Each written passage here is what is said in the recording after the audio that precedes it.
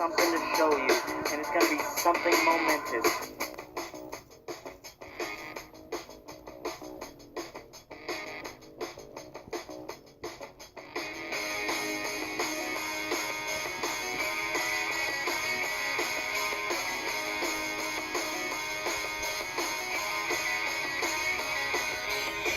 Hello everybody, it's me, the excellent reviewer, Samuel V. You know the whole deal, wrestling's #1 hype man, the true champion of YouTube, and I wanted to talk about TLC 2017 because it just wrapped up not too long ago, and I wanted to give my full analysis and review of it, and what else can we do? And I apologize if on the other end where you guys hear me, you hear some coughing and stuff like that. I just recently got sick, and I'm trying to, this just happened today, like in the morning. I woke up and I was sick, and so I want to try to overcome that to bring you guys and talk about TLC, because this was a match. This was a show, my bad, that had only one marquee match. That only had one match that was worth talking about, and that was the Shield reunion match, along with the 5-on-3, and that was the only really match that was worth talking about. But due to some changes that were made, it was now made into like a huge and better card. So we're gonna start off with the first match. I'm not counting pre-show. Because it was very much anticipated that Sasha Banks was gonna beat Alicia Fox. Like everybody knew that was gonna happen. So the first official match of the card was Asuka finally making her long-awaited debut to the main roster. She did have a little bit of a struggle. Against Emma. I wouldn't expect Emma to hold up such a good fight just because Emma is Emma, and she hasn't been pushed as much, and she's been with the company for a few years now, and this is her first singles one-on-one pay-per-view match. That's not a good sign when you've been in the company for a few years, and up until now you barely have your first singles match on a pay-per-view. Other than that, I thought it was pretty good. Amazing to see Asuka in ring, because first of all, that she has her injuries rested up and she is healed and she's 100%, but also the fact that now she's continuing her streak. But I say this lightly because this is only the beginning. Because right now, she just defeated Emma. I think what is going to happen next for her is she is going to get in line to face Alexa Bliss, and that can either go really well, the program with Alexa Bliss for the Raw Women's Championship, or it can go very, very bad, because we have had instances where people from the NXT, have been called up, and they have not done so well up in the main roster. A key example, the Ascension, and another key example, Shinsuke Nakamura, who was champion there and was amazing in NXT. Everybody loved his NXT run, but now that he's on the main roster, he's lost to Jinder Mahal twice. I'm just gonna leave that as it is. So even though everybody is excited to see Asuka, and it's great that Asuka is finally on the main roster, it could be taken away just like that. The next match after that was Cedric Alexander and Rich Swann against Gentleman Jack Gallagher and Brian Kendrick. Honestly, no one cared about this match. No one cared about it. I didn't even know the story going in. I vaguely recall that Jack Gallagher turned heel. I vaguely recalled that. I was just like, I don't even know what to say. I was just like, because here's the thing. The cruiserweights, because I was analyzing this too as I was watching it. I was all like, what is the problem that the cruiserweights have? What is their, why aren't they as successful as they were in the Cruiserweight Classic? Well, it's simple. It's exactly exactly marquee and copied exactly everything that's wrong with the cruiserweights was everything that had happened in the Divas Revolution. Because right now with the cruiserweights, it is just they're not characters. They are not characters. I can't tell you what makes Rich Swann different from what's his name? Alia Davari. I think that's his name.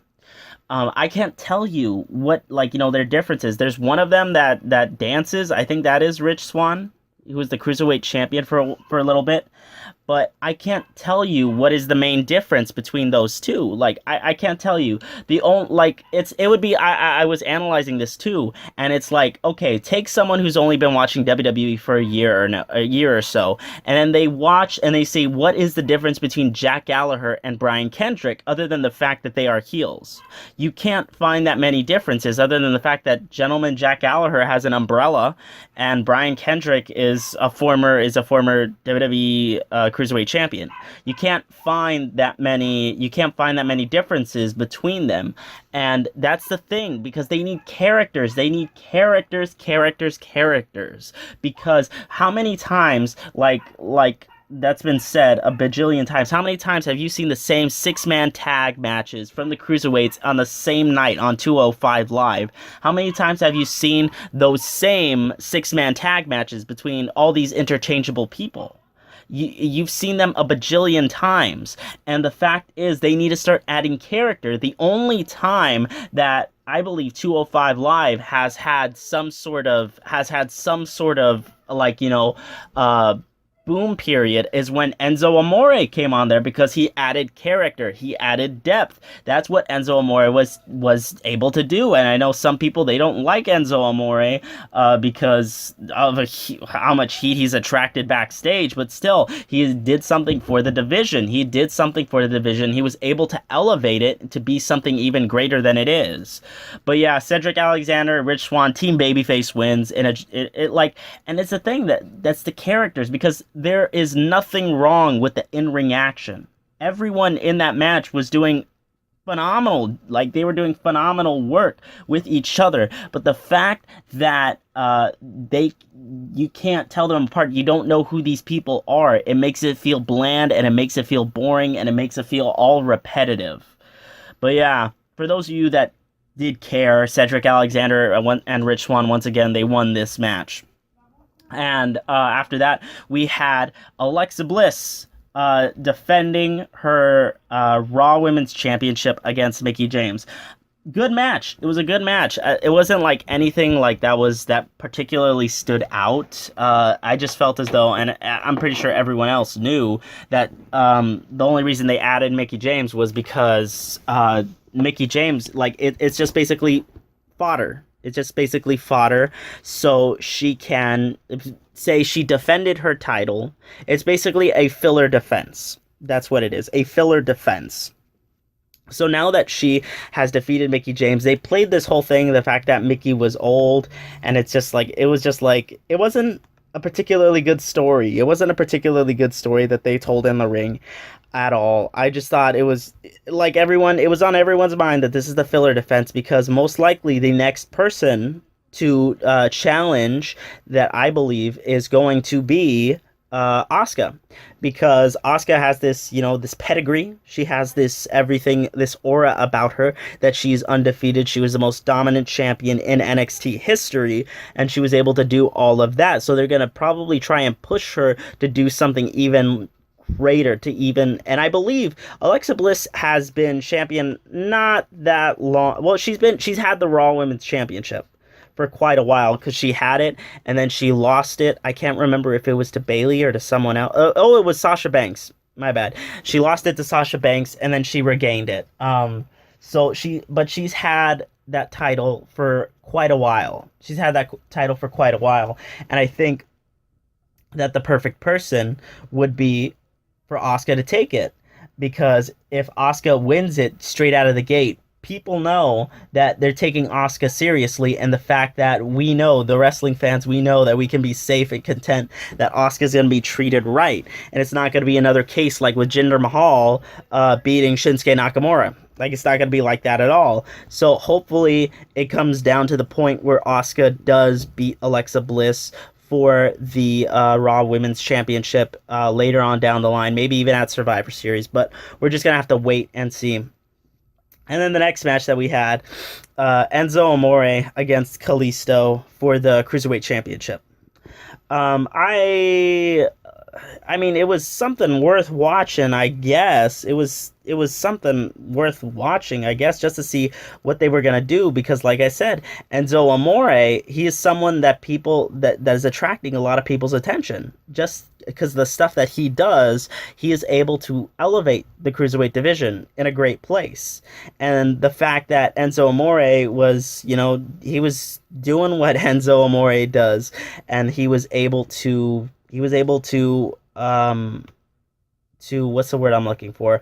He was able to elevate the cruiserweight division once again. He beat Kalisto because what had happened was Kalisto was like closing in for the win.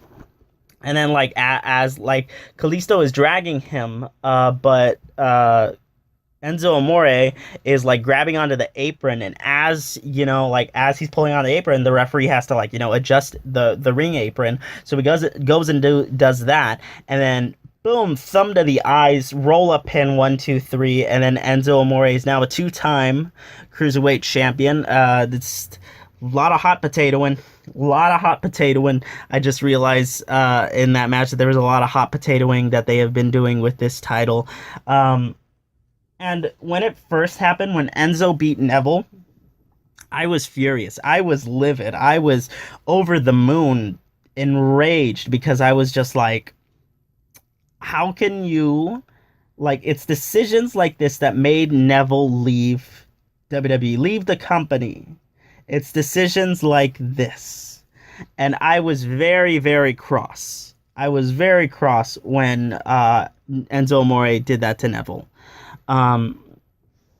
But this, I'm fine with it. I'm fine with it for the sole reason, just because Enzo Amore, he attracts attention to 205 Live.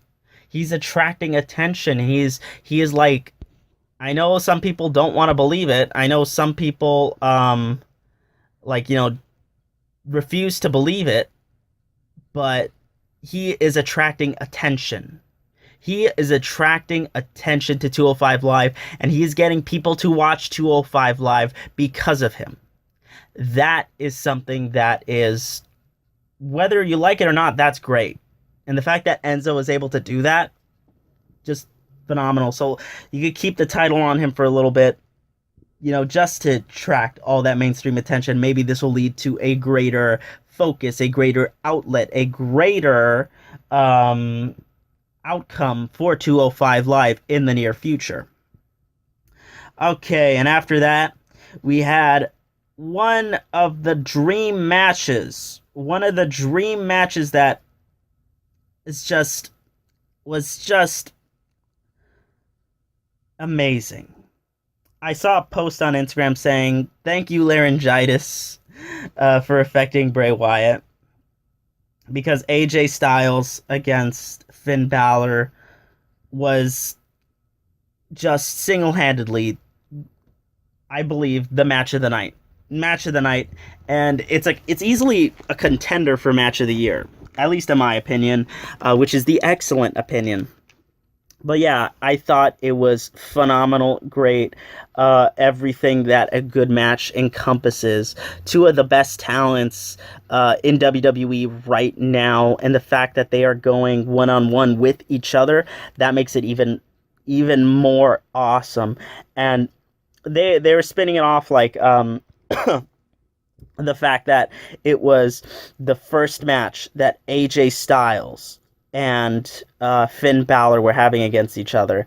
And, they say that hoopla, stuff like that, because they were like, when Shinsuke Nakamura came up to SmackDown, like, this was the first match between Shinsuke Nakamura and Kevin Owens, when in fact they had wrestled before in Ring of Honor.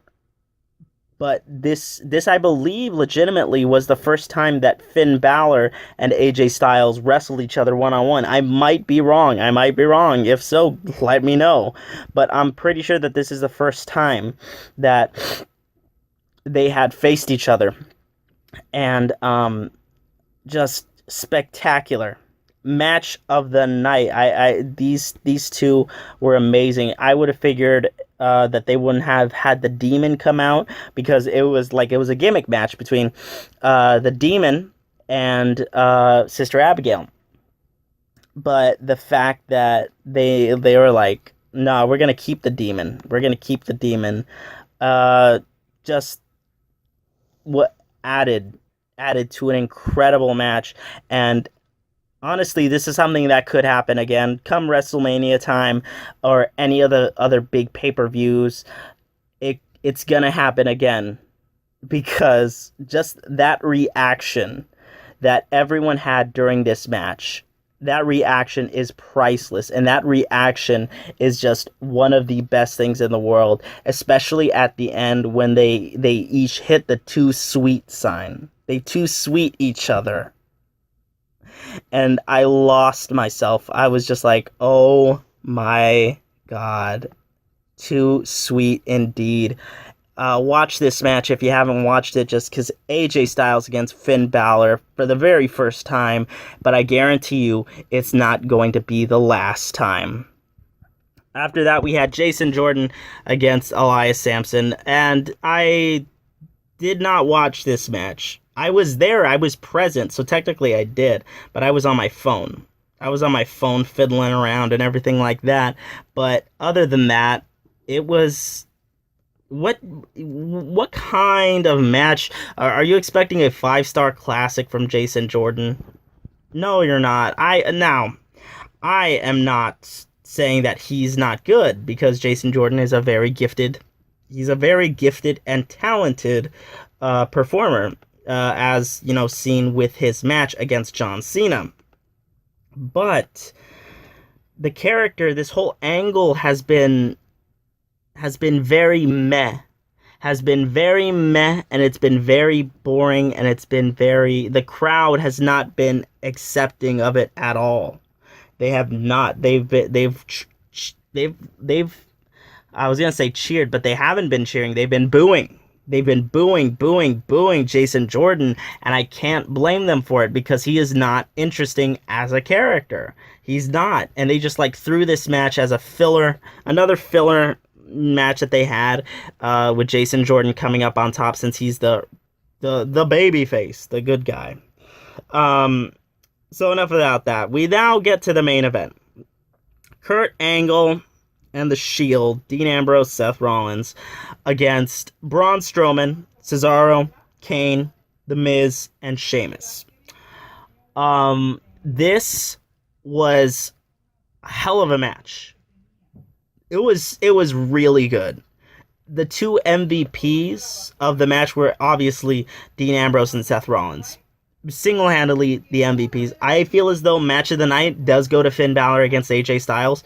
That goes match of the night, but this was really good. This was a really good match. Kurt Angle. Now, I'm not trying to knock him down. Just because he is one of my heroes, and I do care about him a lot, and he's pretty up there in terms of age, but just the fact that he was able to hang was a really good sign of everything like that. But he sort of was just there. There would be several times where he was just there, and he didn't he would smash chairs. He would smash chairs against people, and that's always great. But he was, for a bulk of the match, he was just okay, I'll give you guys support. And it was mainly Dean Ambrose and Seth Rollins that were doing all the work.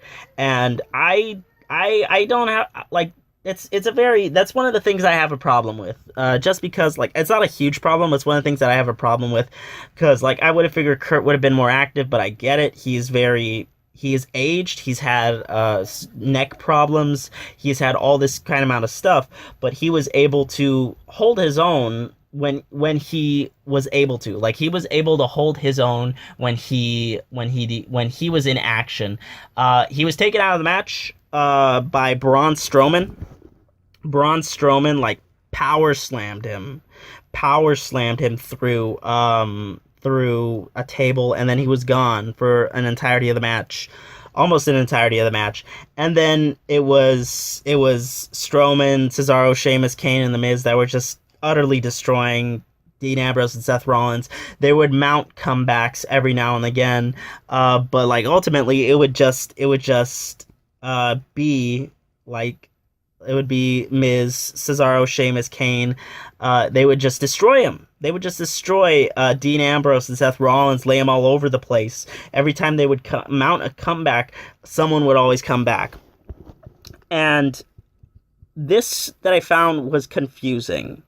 And I don't get it why. I think it just happened. Like, it was a swerve, just, like, it was a swerve for the sake of being a swerve.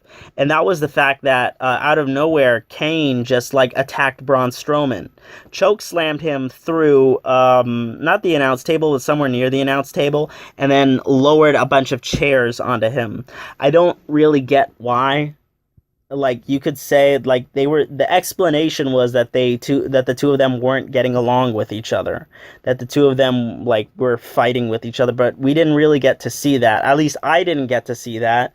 Like, in the lead up to this, that Kane and Braun Strowman had like, beef with each other. So that was the only thing. Like, it was just a swerve, just a swerve. And then Braun Strowman got up, and then Braun Strowman and Kane, like, they got at it again, and then all of a sudden, all four of the men, Kane, Miz, Sheamus, and Cesaro, turned on Braun Strowman, and earlier in the match, the Miz had come out with a garbage truck, because he's like, we're gonna take out the garbage, and threw Braun Strowman in there, and then they took him out. Like, again, that was another thing I didn't like about it, was the fact that this swerve happened because it just happened, and it wasn't really particularly good. It wasn't a particularly good swerve at all. And they get back into the ring, and once again, like, four of them are destroying Dean Ambrose and Seth Rollins, and then finally Kurt Angle comes out. He comes out, does suplex, and he is able to do that, and then, like, everybody's chanting, "You still got it," and I remember seeing that, and I was just amazed. I was just like, Kurt Angle is back. Now, they did the same thing, that, like, because this has been done before. This has been done before, where someone is taken out early in the match and they come back like towards the later end of it. And I feel as though WWE's been doing it a little bit too much recently, because they did it during the Royal Rumble 2016, I believe, where the WWE World Heavyweight Championship was on the line, and Roman Reigns he was just destroyed by the League of Nations, and then he came back at the end. He didn't win, but still he came back at the end, and that just destroyed it. Everybody was booing him. And also with the Fatal 4-Way match for the Universal title at SummerSlam this year, they did it with Brock Lesnar, and it was more welcome. And same with this, just because it was Kurt Angle, it was more welcome, but they should probably stop doing this kind of angle, this kind of spot where they're taken out like a majority of the match and then they come back in, and then they take out everyone else, and everyone's taken out, and then the Miz sneaks in and he hits a skull-crushing finale, and I think that's gonna be over. That's gonna be it. That's like, because I thought it was it. I was just like, no, this is, like, I just thought that was the moment where it was over. 1-2, but then Kurt Angle got his shoulder up, that beautiful, man. He was able to get his shoulder up, and the match continued. And then after they took care of, like, everyone else on the outside, they did the Shield, like, the triple, like, thing where they surround the ring and they get into it, and then they each hit their own finishers. Seth Rollins hit the Rain Trigger, Dean Ambrose with the Dirty Deeds, and then Kurt Angle with the Olympic Slam. And then they did the Shield Powerbomb, 1, 2, 3, and the match is over just like that. Just phenomenal. Main event.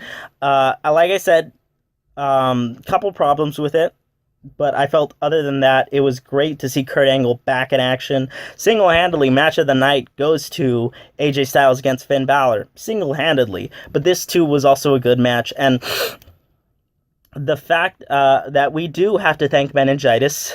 We do have to thank meningitis because without that, we would not get to see Kurt Angle return to a WWE ring in 11 years. They're obviously going to do it again. They're going to do that. They're going to have Kurt Angle be in another match again.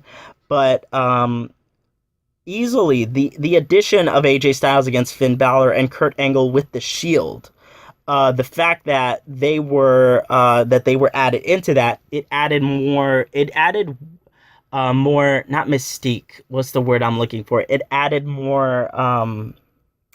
It added more hype, and because people want to see Kurt Angle return to a WWE match in 11 years. And then they also want to see AJ Styles against Finn Balor. So the fact that those two substitutions were added made it seem like it was just, it took a show, a pay-per-view that was basically a one-match pay-per-view because all the other matches didn't really matter, save Asuka's debut. But the fact that they were able to add Kurt Angle in and they were able to add AJ Styles in made it elevated and made people want to watch more. I guarantee you that, because I was probably not going to watch this pay-per-view. To be honest, I was probably not going to watch this pay-per-view, but the fact that AJ Styles was in it, taking on Finn Balor, and then it was Kurt Angle and the Shield, but more importantly, Kurt Angle himself making his return. It added hype. And it added that amazing thing that everybody wanted to see was Kurt Angle and then AJ Styles.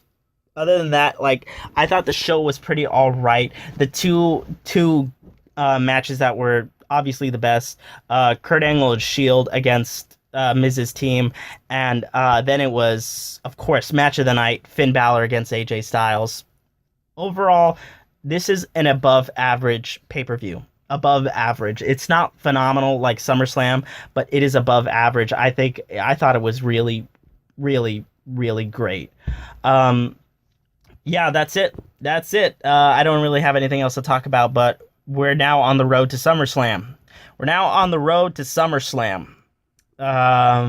And that's gonna be something. I'm just thinking right now of Jinder Mahal against Brock Lesnar. Who's going to win that match? I don't know. That is a subject for a different time. But yeah, that was TLC 2017. Overall, above average. I thought it was above average, and I thought it was good.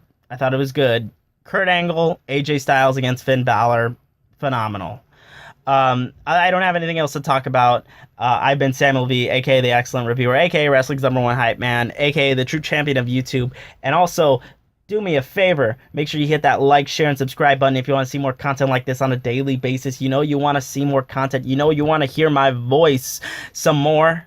And also, if you can, do all that stuff and then recommend it to a friend, just because I love spreading the word of professional wrestling, and this is my return to YouTube.